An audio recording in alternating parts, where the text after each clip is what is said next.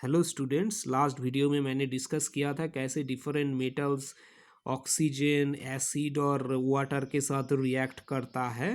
Okay, so different metals का जो reactivity है वो डिफरेंट होता है। तो आज हम डिस्कस करेंगे रिएक्टिविटी सीरीज के बारे में। तो reactivity series is a list of metals arranged in a order of in their decreasing activities या reactivities बोल सकते हैं। Okay, so after performing displacement experiments, the following series known as a reactivity or activity series has been developed. So displacement reaction में क्या होता है, तो ये हमने डिस्कस किया था पहले भी। सो ये कॉपर सल्फेट है, ये कॉपर का एक सॉल्ट सॉल्यूशन है, ये आयरन है, आयरन कॉपर सल्फेट के साथ रिएक्शन करके आयरन सल्फेट एंड कॉपर बन रहा है। यहाँ से कॉपर को आयरन डिस्प्लेस कर रहा है। ओके, सो और यहाँ पे जो एक्टिविटी सीरीज या रिएक्टिविटी सीरीज बनाया गया है डिस्प्लेसमेंट एक्सपेरिमेंट के बेसिस पे ही बनाया गया। जैसे यहाँ पे जो इस सीरीज का ऊपर में जो जो मेटल्स का रिएक्टिविटी या एक्टिविटी ज़्यादा होता है वो मेटल्स होता है। ये जो मेटल्स है ये मिडिल में रिएक्टिविटी जिस मेटल का जो जो मेटल्स का रिएक्टिविटी मीडियम होता है वो होता है। तो ये यहाँ पे जो होता है नीचे नीचे जिस मेटल का रिएक्टिविटी सबसे कम होता है, जो जो मेटल्स का वो सबसे नीचे होता है। सो यहाँ पे आप देख सकते हो जैसे आयरन और कॉपर, कॉपर का जो रिएक्टिविटी है आयरन से कम है, आयरन का रिएक्टिविटी या एक्टिविटी कॉपर से ज़्यादा है।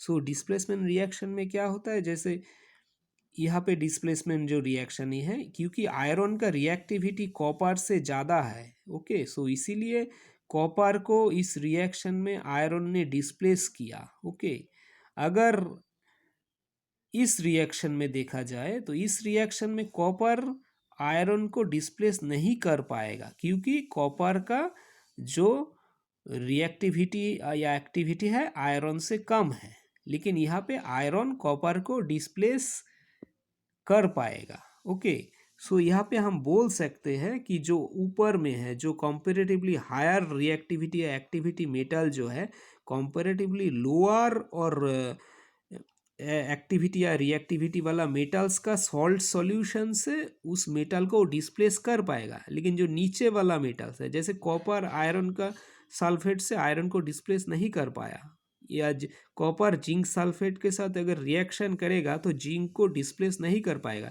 लेकिन जिंक कॉपर सल्फेट के साथ अगर रिएक्शन करेगा वो जिंक कॉपर सल्फेट से कॉपर को डिस्प्लेस कर देगा। सो ये है रिएक्टिविटी सीरीज। ओके, ये है मोस्ट मेटल रिएक्टिव मेटल, ये रिएक्टिविटी डिक्रीज कर रहा है, ये least reactive metals.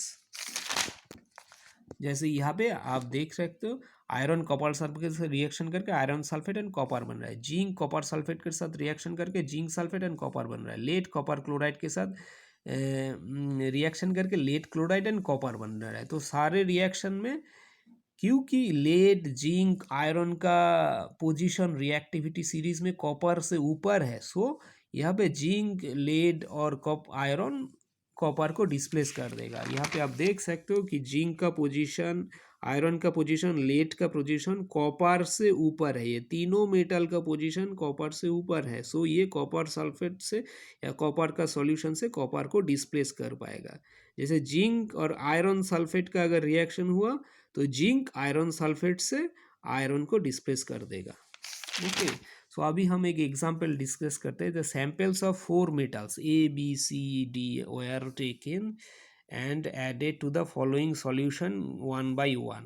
The results obtained have been tabulated as follows. So ये A B C D 4 metals है, ये सॉल्यूशन में चारों के साथ कैसे रिएक्शन होता है डिस्कस किया गया। जैसे आयरन सल्फेट है, कॉपर सल्फेट है, जिंक सल्फेट है, सिल्वर नाइट्रेट है। ओके, सो यहाँ पे जब ए होता है इसके साथ रिएक्शन नहीं होता है, इसके साथ डिस्प्लेसमेंट होता है जिंक कॉपर सल्फेट के साथ। बी जो होता है आयरन के साथ डिस्प्लेसमेंट रिएक्शन, जिंक के साथ नो रिएक्शन। सी जो होता है आयरन सल्फेट के साथ नो रिएक्शन, कॉपर के सल्फेट के साथ नो रिएक्शन, जिंक के सल्फेट के साथ नो रिएक्शन, सिल्वर नाइट्रेट के साथ डिस्प्लेसमेंट रिएक्शन। और डी जो होता है किसी के साथ कोई रिएक्शन नहीं करता। सो यहाँ पे फर्स्ट क्वेश्चन पूछा गया which is the most reactive metal. So यहाँ पे क्लियरली दिख रहा है जो ए मेटल है कॉपर के साथ डिस्प्लेसमेंट रिएक्शन कर रहा है, लेकिन आयरन के साथ कोई डिस्प्लेसमेंट रिएक्शन कर ही नहीं रहा है। आयरन सल्फेट के साथ आयरन कॉपर सल्फेट के साथ डिस्प्लेसमेंट रिएक्शन कर रहा है, लेकिन आयरन सल्फेट के साथ कोई डिस्प्लेसमेंट रिएक्शन नहीं हो रहा है। लेकिन बी जो है आयरन सल्फेट के साथ डिस्प्लेसमेंट रिएक्शन हो रहा है। ओके, सो यहाँ पे जो चार सॉल्ट सॉल्यूशन का चार मेटल्स है iron, copper, zinc, silver. Okay, तो यहाँ पे आप बोल सकते हो कि बी का जो रिएक्टिविटी है वो आयरन से भी ऊपर होगा, क्योंकि ये आयरन सल्फेट के साथ रिएक्शन करके आयरन को डिस्प्लेस कर पा रहा है, लेकिन ये तो नहीं कर पा रहा है आयरन सल्फेट को डिस्प्लेस, लेकिन कॉपर सल्फेट को कर पा रहा है। सो ऑब्वियसली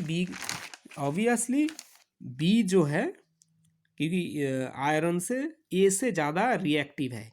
ओके, ये कॉपर सल्फेट के साथ रिएक्शन हो रहा है और कॉपर को डिस्प्लेस कर पा रहा है, लेकिन आयरन के साथ रिएक्शन करके आयरन सल्फेट के साथ रिएक्शन करके कोई आयरन को डिस्प्लेस नहीं कर पाया। लेकिन बी आयरन सल्फेट के साथ रिएक्शन करके आयरन को डिस्प्लेस कर पा रहा है। ओके, सो क्योंकि आयरन कॉपर से ऊपर है तो आयरन का बी का हम बोल सकते हैं बी का पोजीशन आयरन से भी ऊपर है। Okay, so B is more reactive than A. अभी सी जो है, सी आयरन के साथ ही रिएक्शन नहीं कर पा रहा है, कॉपर के साथ नहीं रिएक्शन पा रहा है, जिंक के साथ कोई नहीं रिएक्शन पा रहा है, सिल्वर के साथ खाली डिस्प्लेसमेंट रिएक्शन कर रहा है पा रहा है। सो बी सी का जो पोजीशन है, ऑब्वियसली सी का पोजीशन है सिर्फ सिल्वर के ऊपर होगा, लेकिन कॉपर से नीचे होगा, जिंक से नीचे होगा, आयरन के साथ नीचे होगा। ओके, सिर्फ सिल्वर से ऊपर होगा, क्योंकि ये तीनों को साथ ये आयरन सल्फेट, कॉपर सल्फेट और जिंक सल्फेट के साथ कोई रिएक्शन नहीं हो रहा है, तो सिल्वर से ऊपर होगा। और डी जो है किसी के साथ नहीं रिएक्शन कर पा रहा है। ओके, किसी के साथ नहीं रिएक्शन कर पा रहा है। सो ये तो सिल्वर से ऊपर भी नहीं होगा, या आइदर सिल्वर हो सकता है या सिल्वर से नीचे हो सकता है, क्योंकि ये सिल्वर से ऊपर नहीं और जिंक इन सब से तो नीचे होगा ही, क्योंकि सिल्वर तो ये सारे से नीचे है, जिंक से भी नीचे, आयरन से भी नीचे, कॉपर से भी नीचे है। तो डी जो है इसका, ये जो है इसका रिएक्टिविटी सबसे लो होगा। ओके, और सी जो है, सी डी से ऑब्वियसली थोड़ा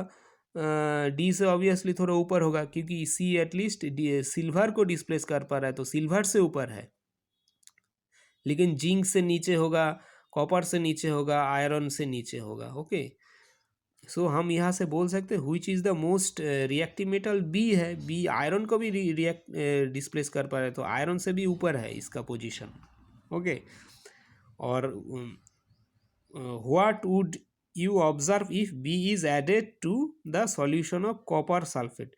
अगर बी कॉपर सल्फेट के साथ सॉल्यूशन में डाला गया तो क्या होगा, क्योंकि अभी बी आयरन को भी डिस्प्लेस कर पा रहा है, तो ऑब्वियसली कॉपर सल्फेट से कॉपर को भी तो डिस्प्लेस कर पाएगा, क्योंकि कॉपर का पोजीशन तो आयरन से भी नीचे है।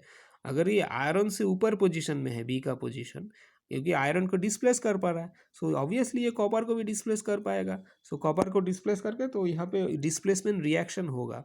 अभी arrange the metals A B C D in the order of their decreasing activity. So obviously सबसे ऊपर बी होगा, क्योंकि ये आयरन को डिस्प्लेस कर पा रहा है। ओके, और आयरन से ऊपर है जिंक, तो जिंक तो किसी को डिस्प्लेस, जिंक सल्फेट को तो कोई भी डिस्प्लेस नहीं कर पाया। सो ऑब्वियसली यहाँ पे बी सबसे रिएक्टिव है, उसके बाद आएगा ए। ओके, ए कॉपर को डिस्प्लेस कर पा रहा है। ओके, और सी जो है सिल्वर को डिस्प्लेस कर पा रहा है। सो सी का पोजीशन कॉपर से तो नीचे ही होगा, क्योंकि कॉपर सल्फेट के साथ ये कोई रिएक्शन नहीं करता। ओके, और आयरन सल्फेट और जिंक सल्फेट साथ भी कोई रिएक्शन नहीं करता, सिर्फ सिल्वर के डिस्प्लेसमेंट करता। सो सी का पोजीशन सिल्वर से ऊपर होगा, और डी किसी के साथ रिएक्शन नहीं करता। सो डी तो आयरन, कॉपर, जिंक तीनों से नीचे ही होगा, या सिल्वर हो सकता है, या सिल्वर के नीचे हो सकता है। सो डी सबसे मिनी रिएक्टिविटी सबसे कम होगा। अगर हम इसको कैसे अगर सजाए तो सबसे हाईएस्ट आता है बी, उसके बाद आता है ए। ओके, सबसे हाईएस्ट आता है बी, उसके बाद आएगा ए कॉपर को डिस्प्लेस करेगा, उसके बाद आएगा सी सिल्वर को डिस्प्लेस करेगा, और सबसे लोएस्ट रिएक्टिविटी होगा डी, क्योंकि ये किसी को डिस्प्लेस नहीं कर पा रहा है। ओके, सो ये है B A C D. So how do metals and non-metals react? Noble gas, ये जो हीलियम नियॉन आर्गन है, have completely filled valence shell and they show little chemical reactivity, क्योंकि जो नोबेल गैस होता है जैसे हीलियम, उसका इलेक्ट्रॉनिक कॉन्फ़िगरेशन होता है आउटर शेल में 2 और नियॉन का होता है 2 8। ओके, सो ये कम्प्लीटली फील्ड वैलेंस शेल होता है and they show little chemical, इसी की वजह से ये लिटिल केमिकल एक्टिविटी होता है। We explain reactivity of elements as a tendency to attain a completely filled shell. तो जिसका अगर इसमें कम्प्लीटली फील्ड शेल नहीं होता उसका केमिकल एक्टिविटी सबसे अच्छा होता है। तो यहाँ पे तो हीलियम और नियॉन का आउटर शेल में 2 है, हीलियम का, नियॉन का 2 8 है, तो कम्प्लीटली फील्ड शेल है, तो ये केमिकल एक्टिविटी बहुत थोड़ा कम होता है इन नोबेल गैसेस का। सो अभी हम लेते हैं कंसीडर सोडियम। तो सोडियम में क्या होता है, आउटर शेल में 11 इलेक्ट्रॉन, एटॉमिक नंबर 11 है, तो नंबर ऑफ प्रोटॉन्स भी 11 है, नंबर ऑफ इलेक्ट्रॉन्स भी 11 है। तो आउटर शेल जो होता है उसमें स्ट्रक्चर होता है 2 8 1। तो यहाँ पे के शेल में 2, एल शेल में 8 और एम शेल में 1। So it loses electrons from M shell and, तो एम शेल में ये इलेक्ट्रॉन लॉस करता है and L shell becomes its outermost shell. So L shell हो जाता है इसका आउटर मोस्ट शेल दैट है स्टेबल ऑक्टेट। अभी ये स्टेबल ऑक्टेट हो गया, जैसे नोबेल गैस नियॉन की तरह ये स्टेबल ऑक्टेट बन गया कि आउटर शेल में अभी 8 इलेक्ट्रॉन्स है। The nucleus of this atom still has 11 protons, लेकिन इलेक्ट्रॉन्स तो ये एक लॉस कर गया ये आउटर शेल वाला, लेकिन ये प्रोटॉन तो अभी न्यूक्लियस में 11 ही है, but number of electrons become 10, number of electrons अभी 10 हो गया। So there is a net positive charge, क्योंकि 10 प्रोटॉन 11 प्रोटॉन 10 इलेक्ट्रॉन, सो एक प्रोटॉन ज़्यादा है, सो एक नेट चार्ज होगा। अभी प्रोटॉन का चार्ज होता है पॉजिटिव, इलेक्ट्रॉन का negative, so there is a net positive charge that giving a sodium ion. So ये सोडियम आयन बन जाएगा, इसी ये पॉजिटिव चार्ज है। ओके, क्योंकि 11 प्रोटॉन है न्यूक्लियस में, अभी 10 इलेक्ट्रॉन है, क्योंकि एक इलेक्ट्रॉन ये लॉस कर गया, तो 10 इलेक्ट्रॉन होगा, तो 10 11 - 10, तो नेट पॉजिटिव चार्ज है, पॉजिटिव चार्ज होगा ये सोडियम कैटायन Na+। ओके, क्योंकि एक प्रोटॉन ज़्यादा है, 11 प्रोटॉन 10 इलेक्ट्रॉन। अभी क्लोरीन को हम अगर कंसीडर करते, क्लोरीन का 17 है एटॉमिक नंबर, तो नंबर ऑफ प्रोटॉन 17 है, नंबर ऑफ इलेक्ट्रॉन भी 17 है। सो इसका जो के शेल में होगा 2 इलेक्ट्रॉन, एल शेल में 8 इलेक्ट्रॉन, एम शेल में 7 इलेक्ट्रॉन। सो क्लोरीन है 7 electrons in its outermost shell. It requires 1 more electron to complete its octet. तो इसको अगर और एक इलेक्ट्रॉन मिल जाता है तो ये 8 हो जाएगा, तो ये और एक इलेक्ट्रॉन मिलने से ये कंप्लीट कर देगा octet. If sodium and chlorine were to react, the electron lost by sodium could be taken up by chlorine. जो ये इलेक्ट्रॉन इलेक्ट्रॉन अगर सोडियम क्लोरीन रिएक्ट करता है, तो ये जो सोडियम एक इलेक्ट्रॉन है आउटर शेल में, ये जो छोड़ेगा, ये अगर क्लोरीन ले लेता है तो ये इसका जो लास्ट शेल में 8 इलेक्ट्रॉन चाहिए, ओके, सो वो इसका कंप्लीट हो जाएगा जो ऑक्टेट वाला कंडीशन है। Okay, if sodium and chlorine were to react, the electron lost by sodium could be taken up by chlorine. After gaining electrons, the chlorine atoms gets a unit negative charge because its nucleus has 17 proton and there are 18 electrons। अभी जो sodium एक electron छोड़ेगा, वो chlorine अगर ले लेता है तो क्लोरीन में अभी 18 इलेक्ट्रॉन हो जाएगा। ओके, ये इलेक्ट्रॉन जो सोडियम छोड़ रहा है, ये क्लोरीन ले रहा है, तो क्लोरीन का टोटल 2 8 8 हो जाएगा, तो टोटल 18 इलेक्ट्रॉन, लेकिन न्यूक्लियस में तो 17 प्रोटॉन है, तो यहाँ पे प्रोटॉन का पॉजिटिव चार्ज होता है और इलेक्ट्रॉन का नेगेटिव चार्ज होता है, तो there is a net negative charge in the chlorine, so ये बन जाएगा एनायन। क्लोरीन का जो एनायन है Cl माइनस, इसीलिए Cl माइनस होता है क्योंकि यहाँ पे नेट नेगेटिव चार्ज है, क्योंकि 18 इलेक्ट्रॉन है ओके अभी, और प्रोटॉन है 17। सो ये सोडियम क्या करेगा, इलेक्ट्रॉन छोड़ेगा, तो ये 2 सोडियम आयन का जो है कैटायन ये 2 8 है इसका इलेक्ट्रॉनिक स्ट्रक्चर। अभी एक इलेक्ट्रॉन छोड़ दिया, तो ये इलेक्ट्रॉन छोड़ दिया, ये क्लोरीन ले लेगा, क्लोरीन अगर ले लिया तो इसका पहले था 2 8 7, तो ये क्लोरीन अभी एनायन बन जाएगा, तो सोडियम जो छोड़ेगा ये ले लेगा क्लोरीन, सो क्लोरीन का हो जाएगा 2 8 8 okay.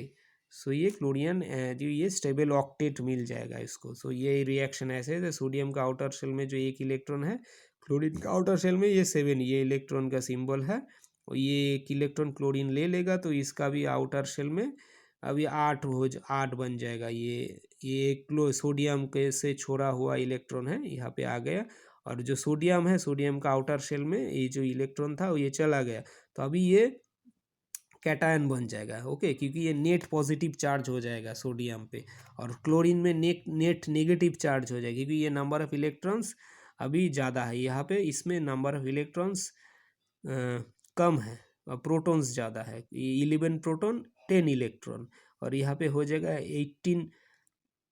17 proton 18 electron okay. So ये ऐसे बनेगा। तो sodium and chlorine ions being oppositely charged attract each other are held by strong electrostatic forces okay। ये आयन्स अभी स्ट्रॉन्ग इलेक्ट्रोस्टैटिक फोर्सेस के द्वारा ये लोग ये सोडियम और क्लोरीन आयन अट्रैक्ट होगा। Attraction to exist as a sodium chloride, तो अभी ये एक साथ sodium chloride as a sodium chloride as a sodium chloride exist करेगा। It should be noted that sodium chloride does not exist as molecules but aggregates of oppositely charged ions ये sorry ये as A molecules नहीं रहेगा, ये aggregate of oppositely charge ions रहेगा। सो ये case magnesium के case में भी होता है, मैग्नीशियम का 2 होता है ओके, क्योंकि 12 है एटॉमिक नंबर। सो ये अगर ये आउटर शेल से 2 इलेक्ट्रॉन है, तो ये 2 इलेक्ट्रॉन छोड़ देगा, तो मैग्नीशियम 2+, क्योंकि 2 इलेक्ट्रॉन घट जाएगा तो ये 10 हो जाएगा आउटर शेल में इलेक्ट्रॉन ओके, कि ये जो ऑक्टेट होने के लिए इसको 2 इलेक्ट्रॉन छोड़ना पड़ेगा, और प्रोटॉन है 12 भी, सो यहाँ पे नेट पॉजिटिव चार्ज है +2। ये मैग्नीशियम कैटन है। क्लोरीन अगर क्लोरीन के साथ रिएक्ट करता है, क्लोरीन तो आउटर शेल में अभी 7 है, तो ये मैग्नीशियम का एक ही इलेक्ट्रॉन, एक क्लोरीन एक ही इलेक्ट्रॉन ले पाएगा ओके, तो ये बन जाएगा 2 8 8 अभी क्योंकि मैग्नीशियम तो 2 इलेक्ट्रॉन छोड़ रहा है ओके। सो मैग्नीशियम का 2 इलेक्ट्रॉन छोड़ रहा है, तो इसीलिए हमें 2 क्लोरीन चाहिए, 2 क्लोरीन के साथ रिएक्ट करेगा, क्योंकि एक क्लोरीन एक इलेक्ट्रॉन ले सकता है तो ये एक इलेक्ट्रॉन लेगा, ये दूसरा क्लोरीन दूसरा इलेक्ट्रॉन लेगा, तो ये बन जाएगा मैग्नीशियम क्लोराइड Mg+2, और 2 क्लोरीन होगा ओके। यहाँ पे 2 क्लोरीन होगा क्योंकि एक क्लोरीन एक इलेक्ट्रॉन लेगा मैग्नीशियम का, तो मैग्नीशियम तो 2 इलेक्ट्रॉन छोड़ रहा है ये MgCl2 बनता है। The compound form in this manner by transfer of electrons from a metal to a non metal are known as ionic compounds or electrovalent compound. तो ये सब आयोनिक कंपाउंड है, magnesium chloride sodium chloride. So properties क्या है, physical structure, the ionic compounds are solids and are somewhat hard because of the strong forces attraction between the positive and negative ions। so ionic compounds are solid होता है और बहुत hard होता है, क्योंकि strong force काम करता है जो आयंस के बीच, जैसे सोडियम और क्लोरीन के आयन के बीच बहुत स्ट्रॉन्ग फोर्स काम करता है ओके। मैग्नीशियम क्लोराइन आयंस के बीच बहुत स्ट्रॉन्ग फोर्स, इसलिए पॉजिटिव और नेगेटिव आयंस एक दूसरे को अट्रैक्ट करता है। This compounds are generally brittle and break into pieces when pressure is applied. Easily बहुत ब्रिटल होता है, तो इजीली ये टूट सकता है ये okay. Melting and boiling points, ionic compounds have high melting and boiling points okay, क्योंकि वो स्ट्रॉन्ग फोर्सेस होता है, तो उसको तोड़ने के लिए आयंस में जो एक दूसरे आयन को, तो स्ट्रॉन्ग फोर्सेस होता है, उसको तोड़ने के लिए, बॉन्ड्स को तोड़ने के लिए बहुत हाई एनर्जी चाहिए ओके, बहुत हाई एनर्जी चाहिए, उसीलिए इसका मेल्टिंग और बॉइलिंग पॉइंट बहुत हाई होता है। तो solubility, electrovalent compounds are generally soluble in water and insoluble in such as kerosene, petrol. Okay, conduction of electricity, the conduction of electricity through a solution involves the movement of charge of particles. So यहाँ पे तो ions बनता ही है, तो ions ही वो electricity conduct में help करता है।